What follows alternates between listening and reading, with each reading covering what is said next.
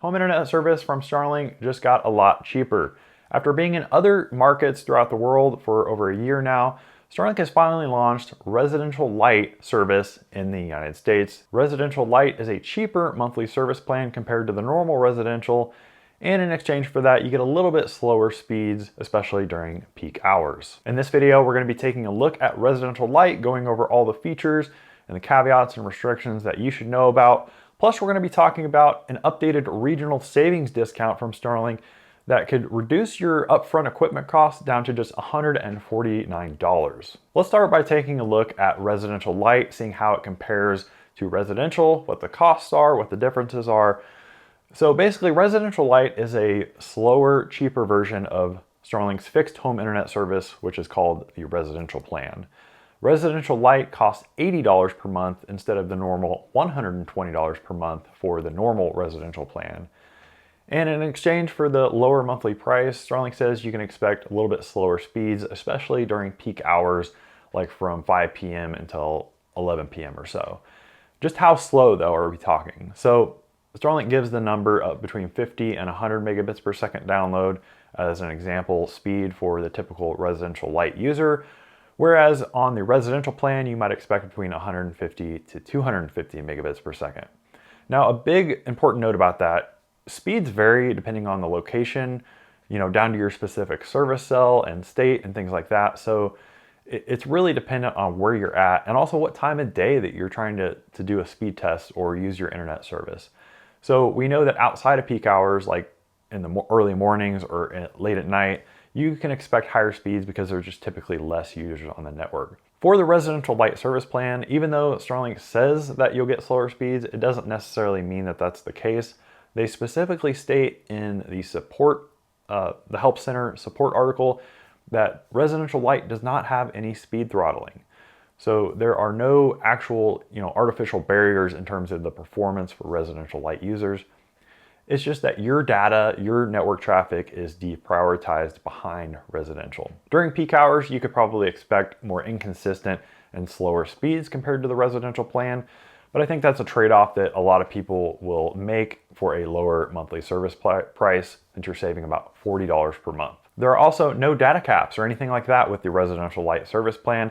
It's unlimited Residential Lite data, just like how the residential plan has unlimited data as well. Residential Lite can only be used at a fixed service location, so it's not like the roam plans where you can travel and use it at multiple locations. You'll only be able to get service at your service address that you specify in your Starlink account. And just like with the regular residential service, you're not going to be able to pause your Residential Lite service plan. Also worth noting, you can actually switch between Residential Lite and residential at any time you want. Current residential customers can also switch to the Residential Lite service plan if your area is eligible, which brings us kind of to the next topic, where this is available. So it's not available nationwide in the United States. It's only available in about 15 select states. I'll put up the map on the screen here so you can see it for yourself, but it looks like Starlink is only allowing this Residential Lite service plan in areas which typically have a lot of excess network capacity. So these are areas where there are fewer Starlink customers, there's fewer population density overall, and there's just a lot more network capacity that Starlink has to offer. They're willing to kind of make the trade-off, less revenue from the lower service plan prices in exchange for just more users overall. We've seen that around the world in other markets, but this is the first time that these lower residential service prices have come to the United States in the form of a cheaper residential service plan. So how do you get Residential Lite? If you're a brand new Starlink customer, you can just go to the website, starlink.com, enter in your address, and the order page will automatically determine what service plans that your address is eligible for, as well as any discounts that are available. If you're an existing residential subscriber, you can log in to your account, go to change your service plan, and if you see Residential Lite available in the list of options, then you can switch to it at that point. If you're going to be switching your plan from residential to Residential Lite, it's important to know that that change won't take effect until the next billing cycle. So you'll finish out your current billing cycle, your current month on residential, and it'll switch to Residential Lite the following billing cycle. Other big news out of Starlink is that they've expanded and retooled the regional savings discount. So the regional savings discount is a one-time upfront hardware credit to kind of incentivize people to go out and subscribe to Starlink Residential. And I've covered this, numerous times as they've offered this discount over the years, but they've just reformulated it to include more areas. So right now in the United States, the regional savings discount applies to over half of states in the United States. And it's kind of interesting because I just did that video about how Starlink is kind of struggling with meeting demand in terms of their overall satellite capacity. And I complained, that some states still have that $100 congestion charge.